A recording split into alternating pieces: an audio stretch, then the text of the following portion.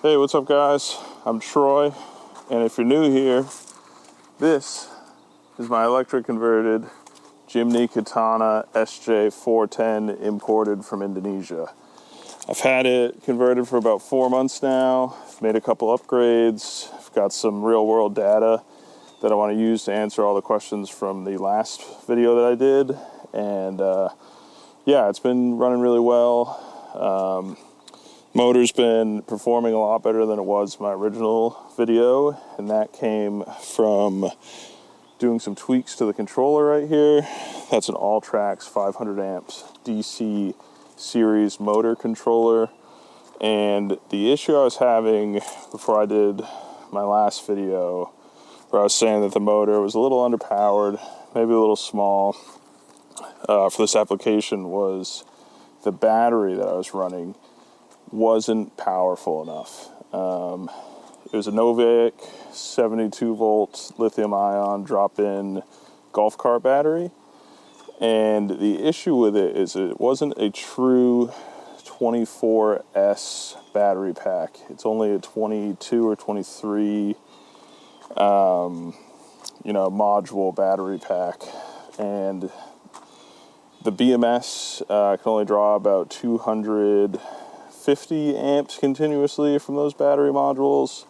And while that was enough to get it moving, I was having issues when I tuned the controller up to its full power, and the circuit breaker that's on that battery kept tripping, and I was getting over current draw warnings, and it would drop in and out and trip the circuit breaker on that. So I have solved that issue. I'll talk about that in a moment.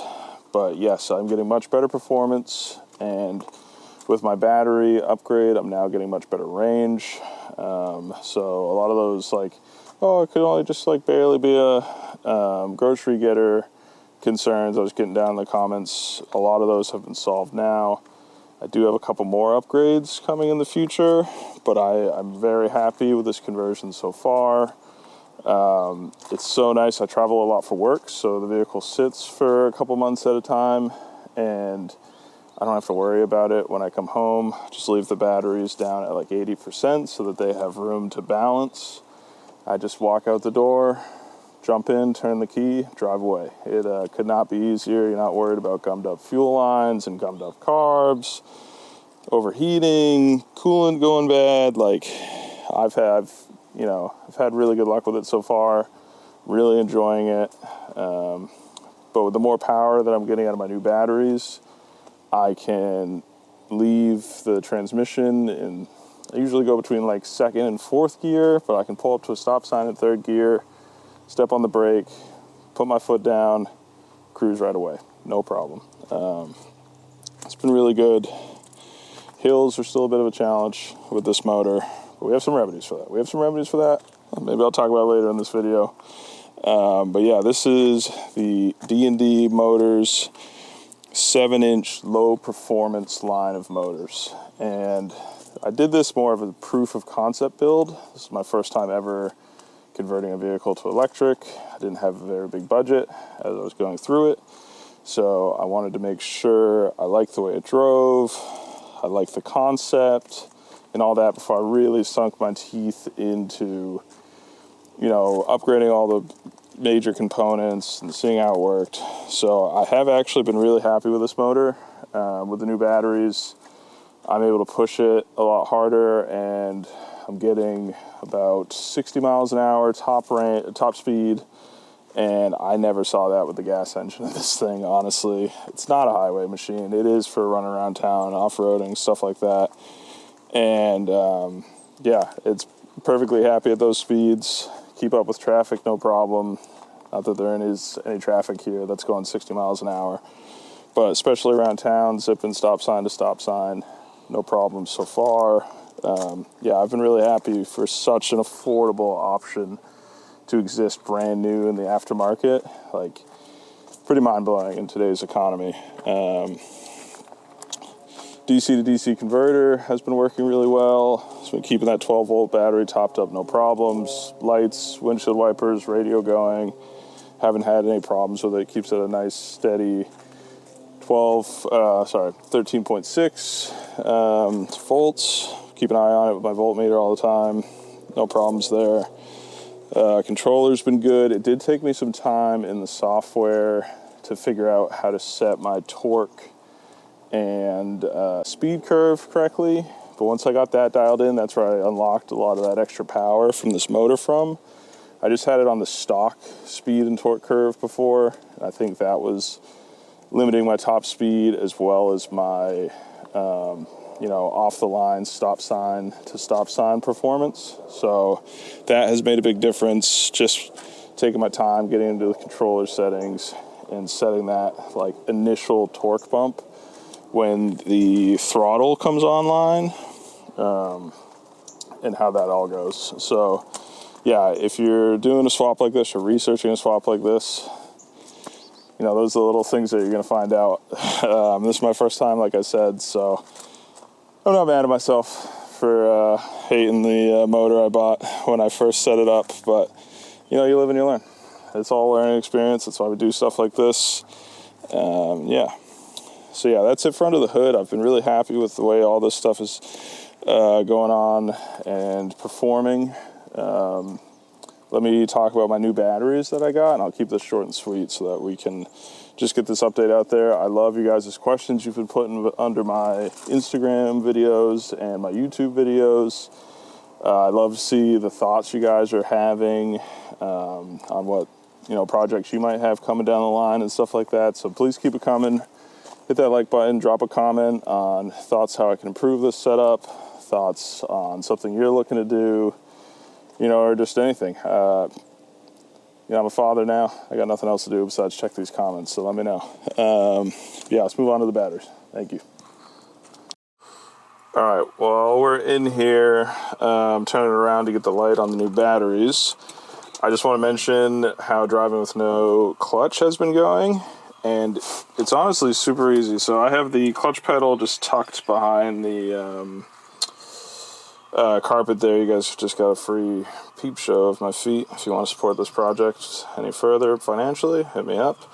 But yeah, I pull up to a stop sign. I just leave it in gear till I get to the stop sign, hit the brakes. Usually don't even have to shift as I pull away from the stop sign at all. I have found downshifting is a little bit tougher to do, but upshifting super easy. Like literally pull away from a stop sign, second gear, hard down on it till you start revving out the motor, and then let off the gas, shift over into third gear, just like you would while we're not moving here, and it goes in no problem. I have not had any issues driving around with no clutch, not at speed, not at slow speeds. It's just downshifting that you don't even really need to do. That can get a little weird, but it just fights you coming back in. You really got to let that motor slow down in order to downshift. But other than that, no, it's been great. All right, here we are at the back of the car, and right under this little quick wood cover that I threw together is 15.8 kilowatts of big battery brand 72 volt Raptor 2 batteries linked in parallel, and they have been the absolute saving grace to this project. They have 150 amps continuous draw out of each battery, so when they are linked in parallel, they can do 300 amps continuous, and the BMS can pull 800 amps burst per battery. So that means like we can absolutely max out that 500 amp DC motor controller that I have and pull away with plenty of power when we're at a stop sign. I have taken this on the beach now, and it's got plenty of power for that. You just have to be a little careful about making sure your motor speed is fast enough to cool the motor down, because it is air cooled. But yeah, these batteries have been a game changer for this build. It's also a cheat code for doing a DIY EV conversion, because if you're anything like me, you're researching an EV swap, you see these guys sweating, use Tesla modules and Orion BMSs and the Thunderstruck chargers, and they always have communication issues on the CAN bus, and power to those guys for figuring that shit out, because I just don't have time to do it. You know, when I priced out 2 of these batteries with a discount code from Solarola, it was the material cost of doing a 3 Tesla module battery pack, not including all the headache of figuring out the BMS wiring and the charger, and the risk that comes with using reclaimed battery modules, like sourcing the battery modules, when I sat down and went through every which way to build a battery pack, this was by far the easiest way to do it. There are downsides. It's obviously much bigger than the Tesla module pack would be, but even with a 3 module Tesla pack, which would give me my 72 volts, be able to draw higher amps than I can out of this, it still wouldn't fit between my frame rails. My frame rails are only 28 inches wide where the gas tank was. So when I sat down and really measured it out and really designed the smallest possible box I'd be able to do with those modules, I just still couldn't fit them under the car like I had this Novaic battery. So I did sacrifice the rear seat. You know, it's not the best. I am at some point probably going to do a custom battery module bank that does fit under the hood and down here where the gas tank is, but I'm moving very soon. Budget was super low, time was super low. This was the cheat code to getting all the power I needed and just having it in a nice, neat, waterproof, pre-assembled package. These batteries come with a 12-year warranty from Big Battery and yeah, like just slap this little nice wood cover over it so it's not just exposed batteries and people get weird about that.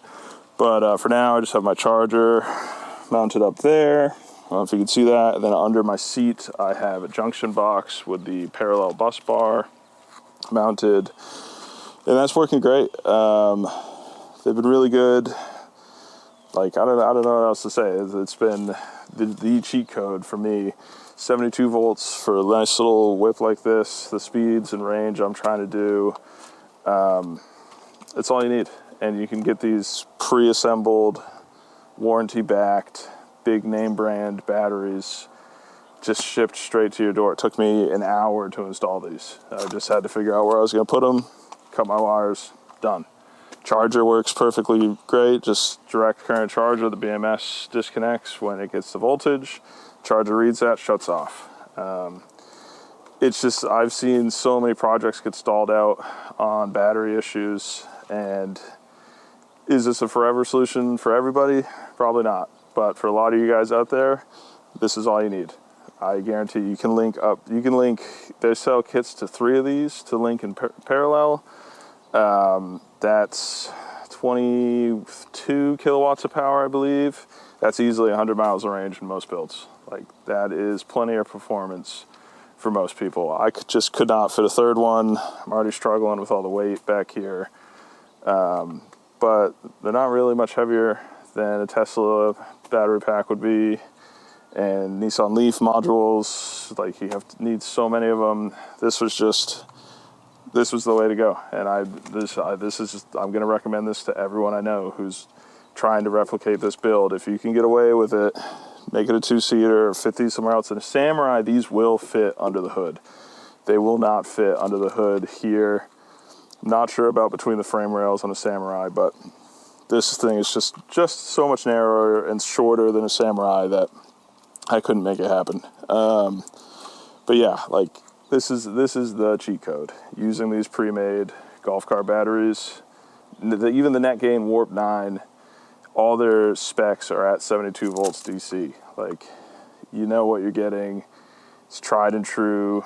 It's not some crazy high voltage where it's really dangerous to work with. You still got to take your precautions. I did shock myself putting these in, being a little too sweaty, but that stuff happens. Yeah, like, they just tuck in right between the wheel wells here, nice and low, keeps the weight all down low, and I've been really happy that I went with this solution. I'm getting about 60 miles of range with this setup, which is like way more than enough for me day to day.